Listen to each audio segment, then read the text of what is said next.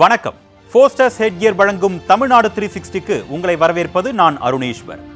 தமிழகத்தில் உள்ள அனைத்து மாவட்ட நிகழ்வுகளையும் விரிவாக பார்ப்பதற்கு முன்பாக முதலில் தலைப்புச் செய்திகளை பார்க்கலாம்.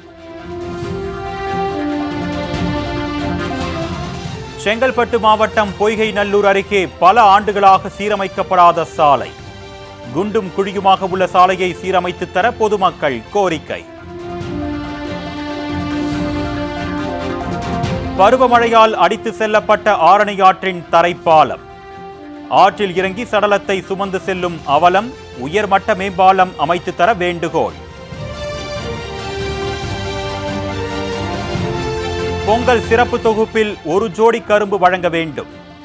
ஓசூர் பகுதி விவசாயிகள் அரசுக்கு கோரிக்கை.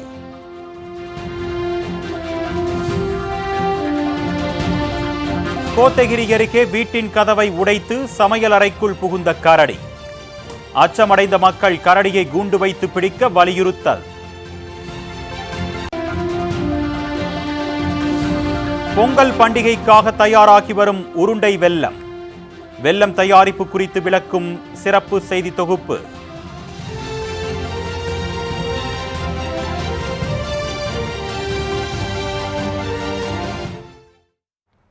இனி விரிவான செய்திகளை பார்க்கலாம். செங்கல்பட்டு அருகே குண்டும் குழியுமாக உள்ள சாலையை சீரமைத்து தர வேண்டும் என்று பொதுமக்கள் கோரிக்கை விடுத்துள்ளனர். செங்கல்பட்டு மாவட்டம் செய்யூர் அருகே பொய்கை நல்லூர் முதல் அணைக்கட்டு வரையிலான சுமார் 4 கிலோமீட்டர் தூரத்திற்கு சாலை உள்ளது. இந்த சாலையை தண்டரை, பொய்கை நல்லூர், பரசநல்லூர், சோழக்கட்டு உள்ளிட்ட 10க்கும் மேற்பட்ட கிராம மக்கள் பயன்படுத்தி வருகின்றனர். இந்நிலையில் முறையான பராமரிப்பு இல்லாததால் இந்த சாலை கடந்த சில ஆண்டுகளாகவே குண்டும் குழியுமாக மிகவும் மோசமான நிலையில் உள்ளது. இதனால் வாகன ஓட்டிகள் மிகவும் அவதிப்பட்டு வருகின்றனர். மேலும் பள்ளி செல்லும் மாணவ மாணவியரும் மிகுந்த சிரமத்திற்கு உள்ளாகி வருவதால் இந்த சாலையை உடனடியாக சீர் செய்து தரமான தார் சாலை அமைத்து தர வேண்டும் என்று அப்பகுதி மக்கள் கோரிக்கை விடுத்துள்ளனர்.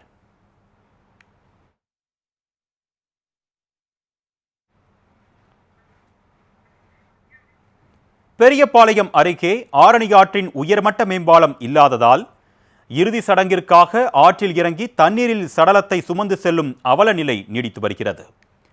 திருவள்ளூர் மாவட்டம் பெரியபாளையம் அடுத்த ஆரணி அருகே உள்ள காரணி கிராமத்திற்கு செல்ல ஆரணி ஆற்றின் குறுக்கே தரைப்பாலம் அமைக்கப்பட்டு இருந்தது. இந்த தரைப்பாலம் வடகிழக்கு பருவமழையில் ஏற்பட்ட வெள்ளப்பெருக்கால் அடித்து செல்லப்பட்டது.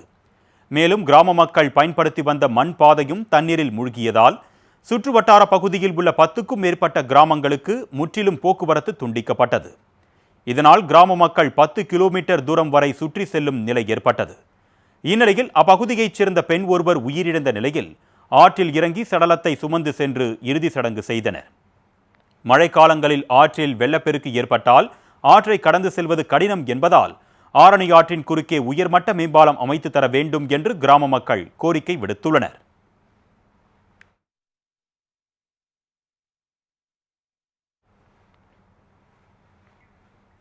ரேஷன் கடைகளில் பொங்கல் சிறப்பு தொகுப்பில் ஒரு ஜோடி கரும்பு வழங்க வேண்டும் என்று ஓசூர் பகுதி விவசாயிகள் அரசுக்கு கோரிக்கை விடுத்துள்ளனர். கிருஷ்ணகிரி மாவட்டம் தளி அடுத்துள்ள மாறுபள்ளி கிராமத்தில் விவசாயிகள் கரும்பு சாகுபடி செய்து வருகின்றனர். அப்பகுதியில் ஆழ்துளை கிணறு இல்லாத நிலையில் விவசாயிகள் டிராக்டர்களில் தண்ணீர் கொண்டு சென்று பயிர்களை காப்பாற்றி வருகின்றனர்.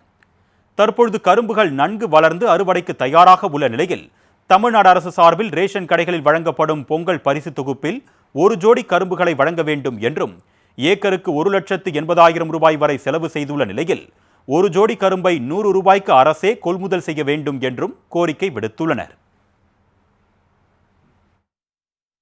விவசாயிக்கு சேருது ஒரு கரும்புக்கு 22 ரூபாய் தான் சேரும். இதுல ஒரு கரும்புக்கு 5 ரூபாய் செலவு வரும். அப்ப 34 ரூபாய் அரசாங்கம் நிர்ணயம் செஞ்சிருக்கக்கூடிய கரும்புல 12 ரூபாய் எங்க போச்சு? இந்த ஆண்டு ஒரு கரும்புக்கு 2 கரும்பு கொடுக்கணும். ஒரு கரும்பு ஜோடிக்கு 100 ரூபாய் அரசாங்கம் கொடுக்கணும். அந்த பணம் நேரடியாக விவசாயி அக்கௌண்ட்டுக்கு வரணும். இந்த அரசு ஊழியர்கள் என்ன பண்றாருன்னா கரும்பு கரும்பு விவசாயிக்கு துரோகம் செஞ்சு கொண்டு வந்திருக்கிறார். இதுக்கு உரிய நடவடிக்கை எடுத்து நம்ம தமிழக அரசு விவசாயிக்கு நேரடியாக கரும்பு பணம் சேரணும் அப்படின்னு சொல்லிட்டு நாம் கேட்டுக்கொள்கிறோம்.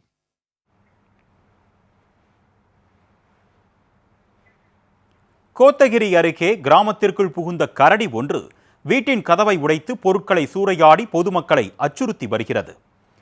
நீலகிரி மாவட்டம் கோத்தகிரி மற்றும் அதன் சுற்றுவட்டார பகுதிகளில் கரடிகளின் நடமாட்டம் அதிகமாக காணப்படுகிறது. கரடிகள் உணவு மற்றும் தண்ணீரை தேடி குடியிருப்பு பகுதிகளில் உலா வருவது வாடிக்கையாகியுள்ளது.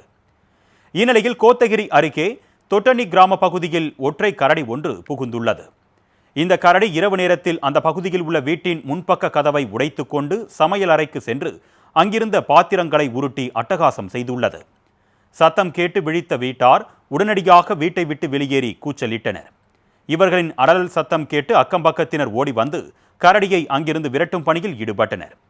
சிறிது நேரத்தில் கரடி வீட்டை விட்டு வெளியேறி அருகில் உள்ள தேயிலை தோட்டத்திற்குள் புகுந்துள்ளது. இதனால் அச்சமடைந்துள்ள கிராம மக்கள் கரடியை கூண்டு வைத்து பிடிக்க வேண்டும் என்று கோரிக்கை விடுத்துள்ளனர். தஞ்சையில் அரசு பள்ளி மாணவ மாணவியரின் கைவண்ணத்தில் தீட்டப்பட்ட தத்ரூப ஓவியங்கள் பார்வையாளர்களை பெரிதும் கவர்ந்தன. தமிழக அரசின் கலை பண்பாட்டுத்துறை சார்பில் தஞ்சை மண்டல ஓவிய கண்காட்சி தஞ்சை அருங்காட்சியக வளாகத்தில் நடைபெற்றது. இதில் தஞ்சை மண்டலத்திற்குட்பட்ட தஞ்சை, திருவாரூர், நாகை, கடலூர், விழுப்புரம், கள்ளக்குறிச்சி, மயிலாடுதுறை மாவட்டங்களில் இருந்து ஓவிய மற்றும் சிற்ப கலைஞர்களின் கலை படைப்புகள் காட்சிப்படுத்தப்பட்டன. பாரம்பரிய ஓவியங்கள், தத்ரூப ஓவியங்கள், நவீன ஓவியங்கள் என 100க்கும் அதிகமான ஓவியங்கள் இடம்பெற்றன. மேலும் பாரம்பரிய சிற்பங்கள், வெண்கல சிற்பங்கள், தத்ரூப சிற்பங்கள், நவீன சிற்பங்கள் என 25க்கும் மேற்பட்ட சிற்பங்களும் இடம்பெற்றிருந்தன. இதனை ஏராளமான கலை ரசிகர்கள் கண்டுகளித்தனர். அரசு பள்ளி மாணவ மாணவியரின் கைவண்ணத்தில் தீட்டப்பட்ட தத்ரூப ஓவியங்கள் பலரின் பாராட்டுகளையும் பெற்றன. கிராஃப்ட் ஒர்க், ஸ்கல்ப்சர் நிறைய வச்சிருக்காங்க. இதெல்லாம் பார்க்கும்போது நமக்கு ஒரு இன்ஸ்பிரேஷனா இருக்கு. அதுவும் இல்லாம இந்த 8th, 7th, 6th ஸ்டூடெண்ட்ஸ் அதெல்லாம் வந்து நிறைய டிரா பண்ணிருக்காங்க. நம்ம பார்க்கும்போது இவ்வளவுலாம் பண்றாங்களா, நம்ம இவங்கள்ட்ட இருந்து நிறைய கத்துக்கலாம் அப்படிங்கிற மாதிரிலாம் இருக்கு. நிறைய ரியலிஸ்டிக்கா வரைஞ்சிருக்காங்க. டிராயிங்ஸ்லாம் கேன்வாஷ் பண்ணிருக்காங்க. அதெல்லாம் பார்க்கும்போது ரியலா ஒரு பொண்ணு அப்படியே நிக்கிற மாதிரியே இருக்கு. வரைஞ்சிருக்காங்களா அப்படிங்கிறது கூட எனக்கு வந்து சந்தேகமா இருக்கு. அது மாதிரி இருக்கு. அந்த மாதிரிலாம் வரைஞ்சிருக்காங்க. நிறைய ஸ்கல்ப்சர்ஸ், கிராஃப்ட் ஒர்க் எல்லாம் பார்க்கும்போது ஒரு சின்ன பிள்ளைங்க தான், ஒரு 8th, 9th, 12th படிக்கிற பிள்ளைங்கலாம் அவ்வளவு அழகா பண்ணிருக்காங்க. அதுக்கு பிரைஸ் அலாட் பண்ணிருக்காங்க. இதெல்லாம் பார்க்கும்போது நமக்கு பிரைஸ் கிடைக்கலையேங்கிறத தவிர நிறைய லேர்னிங்ஸ் அண்ட் எக்ஸ்பீரியன்ஸ் கிடைக்குது.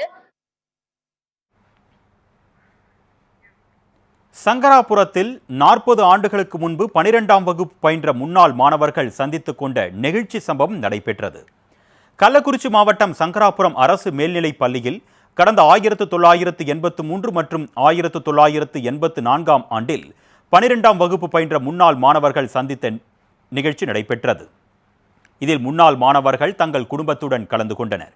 மருத்துவர், நீதிபதி மற்றும் பல்வேறு நிறுவனங்களிலும் அரசு பதவிகளிலும் உயர் அதிகாரிகளாக இருக்கும் ஒவ்வொருவரும் 40 ஆண்டுகளுக்கு பின் தங்களின் பள்ளி பருவ நினைவுகளை பகிர்ந்து கொண்ட சம்பவம் நெகிழ்ச்சியை ஏற்படுத்தியது. மேலும் பள்ளியின் தலைமை ஆசிரியர் முன்னாள் மாணவர்களுக்கு பொன்னாடை அணிவித்து நினைவு பரிசுகளை வழங்கினார். அத்துடன் 12 லட்சம் ரூபாய் மதிப்பீட்டில் உணவு உண்ணும் கூடம், சைக்கிள் நிறுத்தும் இடம், மேசை, நாற்காலி உள்ளிட்டவற்றை பள்ளிக்கு பரிசளித்தனர். அரசு பள்ளியில் பயின்ற ஒவ்வொருவரும் உயர் பதவியில் இருக்கும் நிலையில் அரசு பள்ளியில் படித்தது சிறுமையின் அடையாளம் அல்ல, பெருமையின் அடையாளம் என்பதை தாங்கள் நிரூபித்திருப்பதாக பெருமிதம் பொங்க தெரிவித்தனர். தமிழ்நாட்டின் பல்வேறு கோவில்களிலும் அனுமன் ஜெயந்தி விழாவையொட்டி சிறப்பு வழிபாடுகள் நடைபெற்றன. கோவை மாவட்டம் பீளமேடு பகுதியில் உள்ள ஆஞ்சநேயர் கோவிலில் அனுமன் ஜெயந்தியை முன்னிட்டு சிறப்பு வழிபாடு நடைபெற்றது. இதனைத் தொடர்ந்து சுவாமிக்கு சிறப்பு அபிஷேகம், ஆராதனைகள் செய்யப்பட்டன. ஆஞ்சநேயர் விஸ்வரூப ராஜ அலங்காரத்தில் பொதுமக்களுக்கு அருள் பாலித்தார். உலக நன்மை வேண்டி சிறப்பு யாகமும் நாம சங்கீர்த்தன பஜனையும் நடைபெற்றன. தொடர்ந்து பக்தர்களுக்கு அன்னதானமும் வழங்கப்பட்டது. விழுப்புரம் மாவட்டம் வானூர் அடுத்த பஞ்சபடியில் 36 அடி உயர பஞ்சமுக ஆஞ்சநேயர் கோவில் அமைந்துள்ளது. இக்கோவிலில் அனுமன் ஜெயந்தி விழாவையொட்டி மூலவருக்கு சிறப்பு பூஜைகள், லட்சார்ச்சனை நடைபெற்றது. அதனைத் தொடர்ந்து மங்கள வாத்தியத்துடன் 36 அடி உயர ஆஞ்சநேயர் சிலைக்கு 2000 லிட்டர் பாலை கொண்டு அபிஷேகமும் செய்யப்பட்டது. இதனைத் தொடர்ந்து பன்னீர், சந்தனம் உள்ளிட்ட வாசனை திரவியங்களை கொண்டு திருமஞ்சனம் நடைபெற்றது. அத்துடன் 120 கிலோ ஏலைக்காயை கொண்டு 36 அடி உயர ஆஞ்சநேயர் சிலைக்கு மாலை அணிவிக்கப்பட்டது. இதில் ஏராளமான பக்தர்கள் பங்கேற்று சுவாமி தரிசனம் செய்தனர்.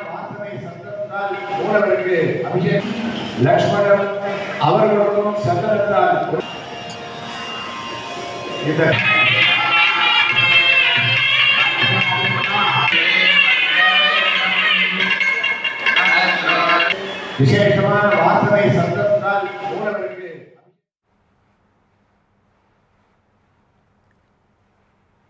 திண்டுக்கல் மாவட்டம் வத்தலகுண்டு பெரியகுளம் சாலையில் வால்கோட்டை ஆஞ்சநேயர் கோவில் உள்ளது. ஃபோஸ்டர்ஸ் ஹெட்கியர் வழங்கும் தமிழ்நாடு 360யில் அடுத்து வருவது உங்கள் ஊர் நிகழ்வுகளை விரைவாக வழங்கும் உள்ளூர் எக்ஸ்பிரஸ்.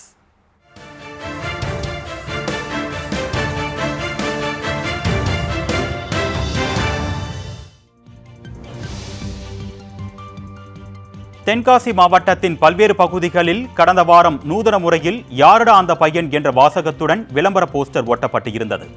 போஸ்டரின் கீழ் பகுதியில் பதில் 30/12/2024 என்று அச்சிடப்பட்டு இருந்தது. இந்நிலையில் யாரடா அந்த பையன் போஸ்டருக்கு விடை கிடைக்கும் வகையில் போதை ஒழிப்பு குறித்த விளம்பர போர்டை மாவட்ட ஆட்சியர் திறந்து வைத்தார். தமிழ்நாடு அரசு போதைப் பொருட்களுக்கு எதிரான தொடர் நடவடிக்கையில் ஈடுபட்டு வரும் நிலையில் தென்காசியில் நூதன முறையில் விழிப்புணர்வு ஏற்படுத்தப்பட்டது.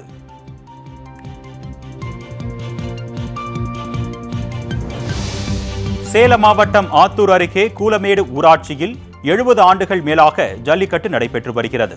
இந்நிலையில் இந்த ஆண்டு ஜனவரி 17ஆம் தேதி ஜல்லிக்கட்டு போட்டி நடைபெறவுள்ள நிலையில் ஜல்லிக்கட்டுக்கான முகூர்த்த கால் நடும் நிகழ்வு நடைபெற்றது. இதில் விழா குழுவினர், ஒன்றிய கவுன்சிலர் பரமேஸ்வரி வீராசாமி மற்றும் தொழிலாளர் அணி, விவசாய அணி உள்ளிட்ட பலரும் கலந்து கொண்டு விழாவை சிறப்பித்தனர்.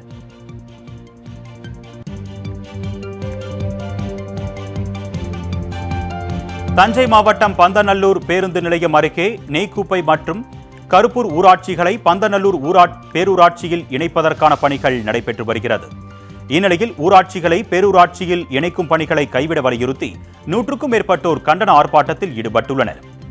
இந்த ஊராட்சிகளில் 100 நாள் வேலை திட்டத்தில் ஏராளமானோர் பயன்பெற்று வரும் நிலையில் பேரூராட்சியில் இணைக்கப்பட்டால் தங்களுக்கு வேலைவாய்ப்பு இழக்கும் நிலை ஏற்படும் என்று அப்பகுதி மக்கள் கண்டன ஆர்ப்பாட்டத்தில் ஈடுபட்டனர்.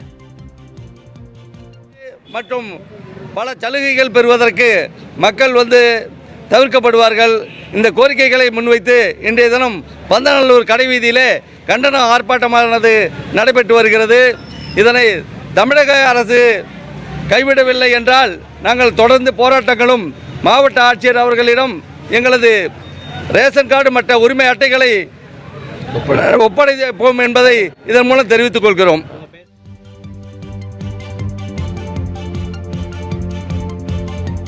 தென்காசி நகராட்சியில் 33 வார்டுகள் உள்ள நிலையில் 6 மற்றும் 15வது வார்டு பகுதிகளுக்கு கடந்த 15 நாட்களுக்கு மேலாக குடிநீர் வழங்கப்படவில்லை என்று கூறப்படுகிறது.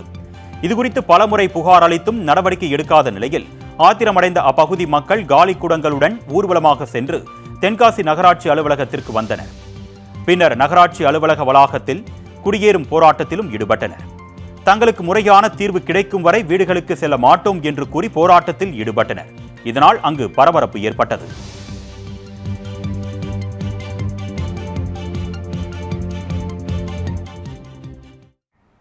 ஃபோஸ்டர்ஸ் ஹெட்கியர் வழங்கும் தமிழ்நாடு 360யில் மாவட்டங்களில் நடைபெற்ற விளையாட்டு செய்திகளை வழங்க வருகிறது விளையாட்டு களம்.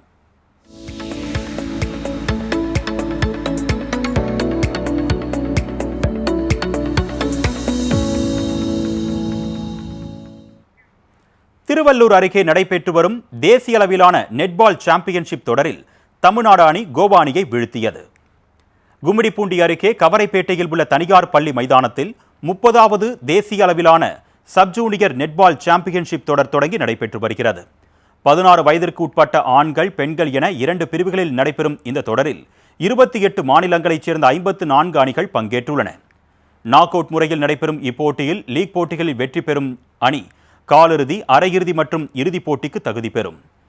பெண்களுக்கான முதல் போட்டியில் தமிழ்நாடு அணியும் கோவா அணிகளும் மோதின. விறுவிறுப்பாக நடைபெற்ற இந்த போட்டியில் தமிழ்நாடு அணி 25-4 என்ற புள்ளிக்கணக்கில் வெற்றி பெற்று அடுத்த சுற்றுக்கு முன்னேறியது.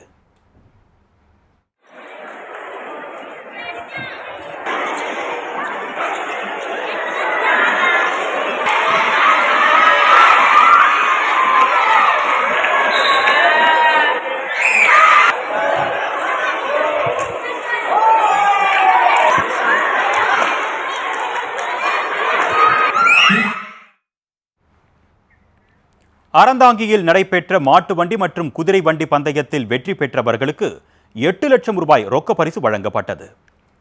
புதுக்கோட்டை மாவட்டம் அறந்தாங்கி செக் போஸ்ட் பகுதியில் மாட்டு வண்டி மற்றும் குதிரை வண்டி பந்தயம் நடைபெற்றது. இதில் மதுரை, திருச்சி, தஞ்சாவூர், ராமநாதபுரம், சிவகங்கை உள்ளிட்ட பல்வேறு மாவட்டங்களைச் சேர்ந்த 100க்கும் மேற்பட்ட மாடுகளும் 20க்கும் மேற்பட்ட குதிரைகளும் பங்கேற்றன. பெரிய மாடு, நடுமாடு மற்றும் நடக்குதிரை என 3 பிரிவுகளாக இப்போட்டி நடைபெற்றது.